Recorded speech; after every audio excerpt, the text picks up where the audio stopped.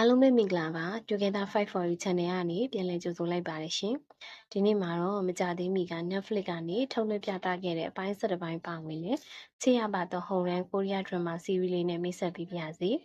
ဒီဇာတ်ကားလေးကဆိုရင်ဂျိုဆုံခေတ်နောက်ပိုင်းကာလကိုအခြေတည်ရိုက်ကူးထားတာဖြစ်ပါတယ်။ဒီဇာတ်လမ်းလေးမှာပါဝင်တဲ့စိတ်ဝင်စားစရာအကြောင်းအရာများစွာထဲမှာမှခုံသွဲမိသားစုတစုရဲ့တားဖြစ်သူဟောင်ရန်ပြောက်ဆုံးခဲ့တာကနေစပြီးတော့ဆယ်စုနှစ်တစ်ခုကြာပြီးတဲ့နောက်မှာရက်ဆက်တဲ့ဒါသမားတယောက်ဖြစ်နေပြန်လည်ရောက်ရှိလာခဲ့ပါတယ်။ဒါပေမဲ့ငယ်ဘဝမှတ်ဉာဏ်တွေဘာမှမရှိတော့သလိုဘာဖြစ်ခဲ့လဲဆိုတာကိုလည်းမသိတော့ပါဘူး။မိသားစုအတွင်းမှာဟောင်ရန်ပြင်စက္ကန့်သူ